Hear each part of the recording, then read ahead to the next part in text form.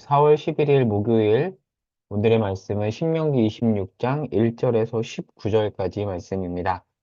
읽겠습니다. 내 하나님 여호와께서 내게 기업으로 주어 차지하게 하실 땅에 내가 들어가서 거기에 거주할 때 내 하나님 여호와께서 내게 주신 땅에서 그 토지의 모든 소산의 만물을 거둔 후에 그것을 가져다가 광주리에 담고 내 하나님 여호와께서 그의 이름을 두시려고 택하신 곳으로 그것을 가지고 가서 그때 제사장에게 나아가 그에게 이르기를 내가 오늘 당신 하나님 여호와께 아뢰나이다. 내가 여호와께 우리에게 주시겠다고 우리 조상들에게 맹세하신 땅에 이르렀나이다 할 것이요.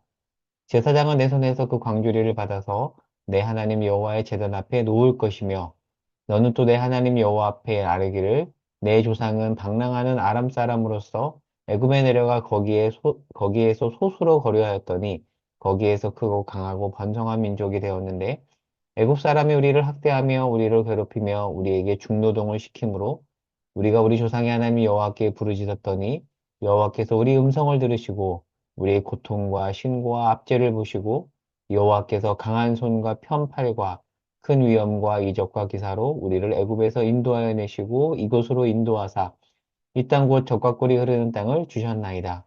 여호와여 이제 내가 주께서 내게 주신 토지 소산의 만물을 가져왔나이다. 하고 너는 그것을 내 하나님 여호와 앞에 두고 내 하나님 여호와 앞에 경배할 것이며 내 하나님 여호와께서 너와 내 집에 주신 모든 복으로 말미암아 너는 너희 가운데 거류하는 객과 함께 즐거워할지니라. 셋째 곧 11조를 드리는 해에 내 모든 소산의 11조 내기를 마친 후에 그것을 레위인과 객과 고아와 과부에게 주어 내 성읍 안에서 먹고 배부르게 하라. 네, 좀 건너뛰겠습니다. 자, 그리고 18절, 19절을 읽겠습니다. 여호와께서도 내게 말씀하신 대로 오늘 너를 그의 보배로운 백성이 되게 하시고 그의 모든 명령을 지키라 확언하셨느니라. 그런즉 여호와께서 너를 그 지으신 모든 민족이여 뛰어나게 하사 찬송과 명예와 영광을 담으시고 그가 말씀하실 대로 너를 내 하나님 여호와의 성민이 되게 하시리라. 아멘. 오늘 본문은 신명기 26장입니다. 그 26장을 신명기 전체 구조에서 바라보도록 하겠습니다. 신명기 말씀은 가나안 입성을 앞둔 출애굽 2세대에게 누가요? 모세가 한 달 동안 세 편의 설교를 한 내용을 담고 있는 책이 바로 신명기입니다. 먼저 1장 1절에서 5절까지 머릿말이 있고, 그리고 1장 6절에서 4장 43절까지 첫 번째 설교가 있고요. 이 내용, 첫 번째 설교 내용은 주로 과거 회고입니다. 그리고 4장 44절에서 28장까지는 두 번째 설교로서 주로 어떤 율법에 대한 설명을 하고 있습니다. 율법을 설명하고 어떻게 적용할 것인가에 대해서 기술을 하죠. 자, 그리고 나서 이제 그 이후 세 번째 설교는 미래적 예언입니다. 자, 그러면 오늘 본문 26장은 어디 들어가 있죠? 두 번째 설교 거의 마지막 부분에 있습니다. 자, 그런데 본문이 26장이잖아요. 자, 그런데 두 번째 설교 끝부분인 27장과 28장은 복과 저주에 관한 내용이에요. 자, 그러니까 26장 오늘 본문 내용은 복과 저주 부분 전에 나오는 마지막 율법 규정이라는 거죠. 자, 마지막 율법 규정, 이렇게 핵심을 많이 담고 있을 거라는 추정이 가능하죠. 자, 모세가 어떤 부분을 좀 강조하는지 마지막 부분에서 이 부분을 오늘 설교 말씀을 통해서 살펴보도록 하겠습니다. 먼저 1절에서 11절까지는 토지, 소산, 만물 규정입니다. 자, 지금 이스라엘 백성들은 광야에 있잖아요. 이제 곧 가나안으로 들어갑니다. 지금까지는 광야에서 배회하다가 만나와 메추라기로 연명을 했지만 가나안에 들어가서는 이제 농사를 짓고 거기서 추수를 할 것입니다. 자, 이때 추수 이후에 첫 열매를 얻겠죠. 그런데 2절에 보면 뭐라고 말하냐면 첫 열매, 첫 소산을 자, 2절 말씀을 한번 보십시오. 여호와께서 그의 이름을 두시려고 택하신 곳에서 드리래요. 글로 가서. 자, 그러면 자, 여기가 어딜까요? 여호와께서 그의 이름을 두시려고 택하신 곳에 대해서 학자들마다 조금 논쟁이 있습니다. 자, 거기가 이제 성소라는 것에 대해서는 이견이 없는데 중앙 단일 성소인가 아니면 지방 복수 성소인가 좀 복잡하죠. 이건 그냥 참고로만 알고 나중에 한번 기회가 되면 이 본문이 있을 때 한번 살펴보도록 할게요. 중앙 단일 성소인가 지방에 여러 복수 성소가 있는가에 대한 이제 논쟁이 있는데 여하튼 간에 성소에 첫 소산을 드리라고 이야기를 하고 있습니다. 자, 그러면 제사장이 대신 그것을 드리고, 이제 백성이 바친 다음에 제사장이 성소에서 드리고, 모든 백성은 이 행위를 통하여서 이 모든 것들, 이게 추수를 하게 하신 분, 그러니까 하나님께서 추수하게 하신 만물을 가지고 있잖아요. 이것을 주신 분이 하나님이라고 믿음으로 고백하게 된다는 거죠. 모든 것이 주님의 은혜입니다. 일종의 추수감사절 같은 그런 느낌이 있는 것입니다. 그러면 왜 하나님은 첫 열매, 첫 소산을 드리라고 하는가? 사실 굉장히 많은 양일 수 있잖아요. 첫 열매를 드리라고 하는 것은 하나님이 정말 돈이 없으신 분인가? 그렇지 않습니다. 하나님은 전 세계 모든 만물을 다 가지신 분이십니다. 그럼에도 불구하고 왜 우리에게 이렇게 바치라고 하시는가? 그것은 우리가 이스라엘 백성이 망각의 존재이기 때문에 무엇을 망각하는 거죠? 지금 내가 누리고 있는 것이 하나님의 은혜라는 것을 망각할 수 있기 때문에 하나님을 위해서 드리라고 하는 것이 아니라 지금 백성들을 위해서 드리라고 하는 것입니다. 그러니까 이 제도의 의도를 우리가 잘 파악할 필요가 있는 거겠죠.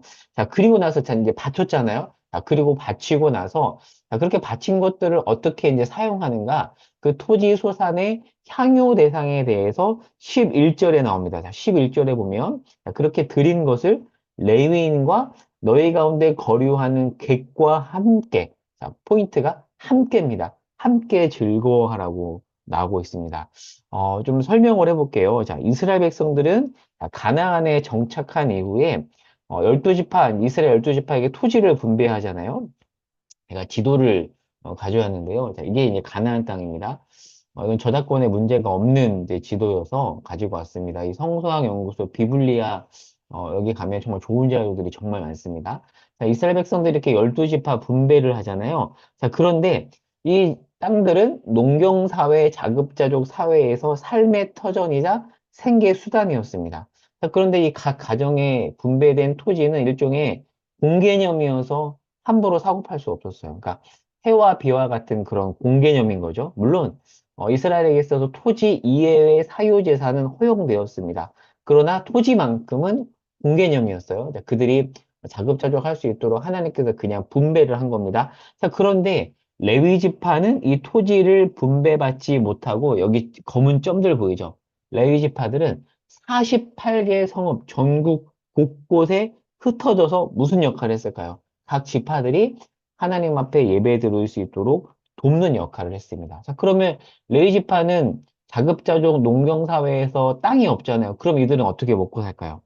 각 지파들이 드리는 11조와 제사 드리다가 남은 것들, 그리고 토지, 소산, 만물, 이런 것들을 통하여서 이들은 생계를 이어나갈 수 있었고, 그리고 다른 것에 집중하지 않고, 오직 예배를 섬기는 임무에 집중할 수 있었습니다.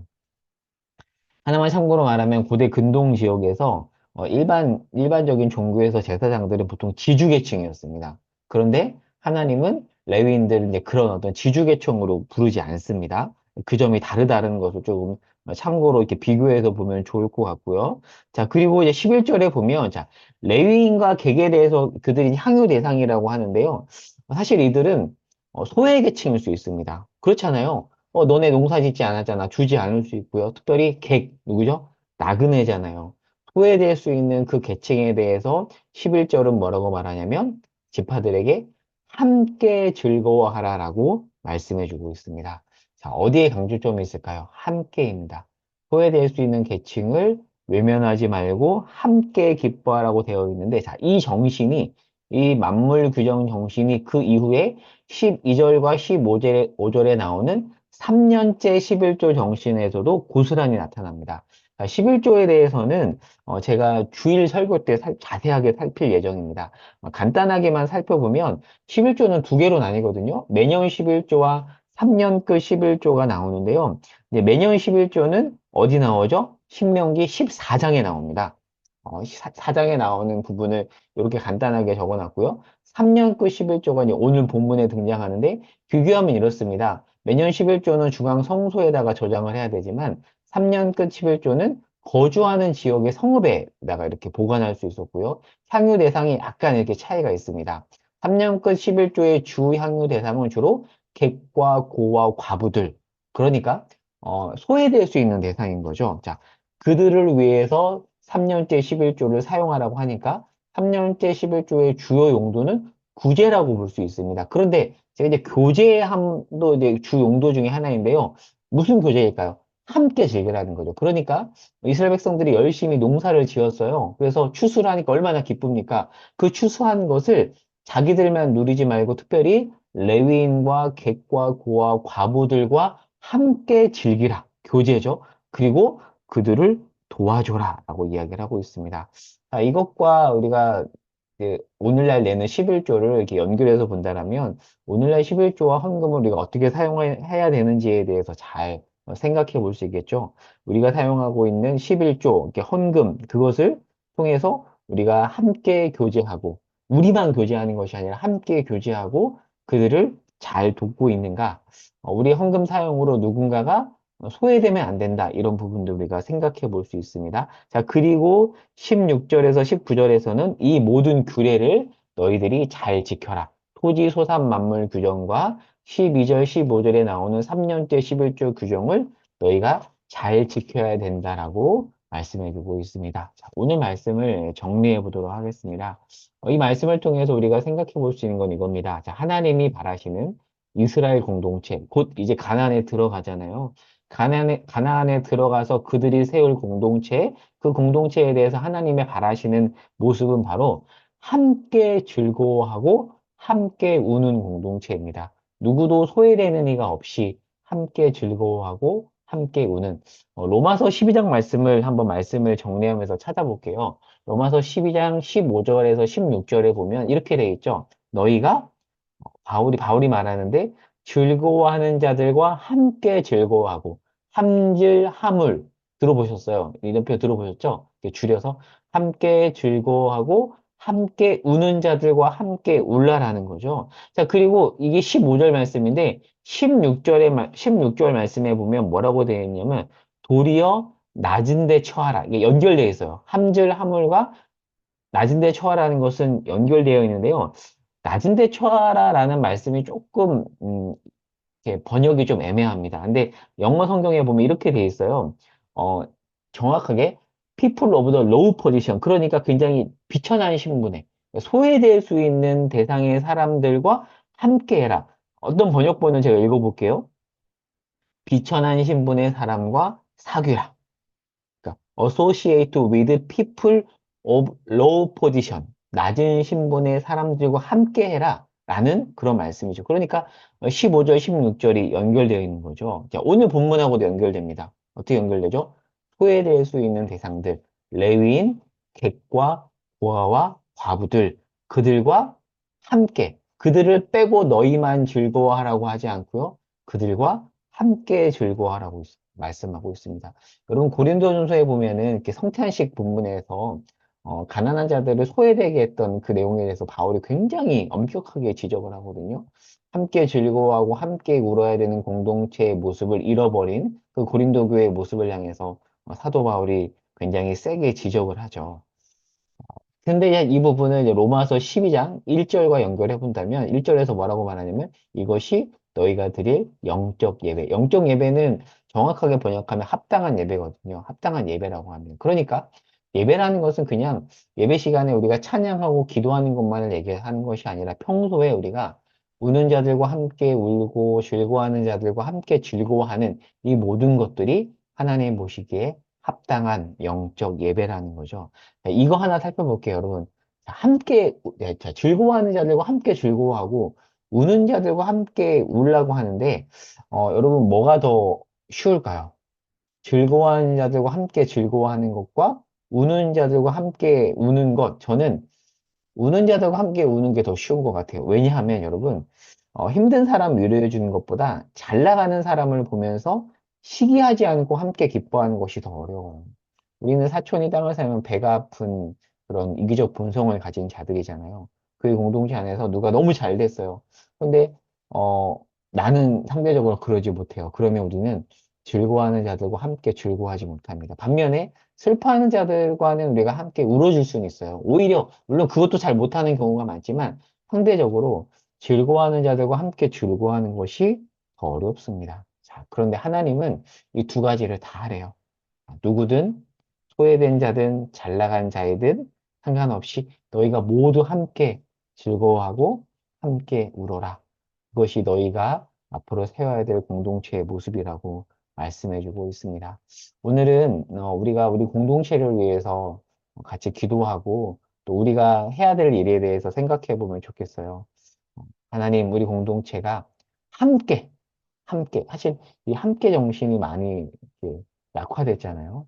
함께 울고, 함께 웃는 그런 공동체가 될 수 있도록 우리가 이것을 위해서 기도하고, 또 이것을 위해서 우리가 할 수 있는 일에 대해서 고민했으면 좋겠습니다. 자, 기도 제목입니다.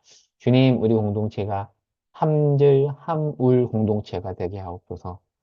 특별히 오늘은 여기에 좀 집중해서 우리 교회 공동체를 위해서 기도했으면 좋겠고요. 그리고 그 밖에 개인 기도 제목을 가지고 기도하는 시간 갖도록 하겠습니다. 제가 기도하겠습니다.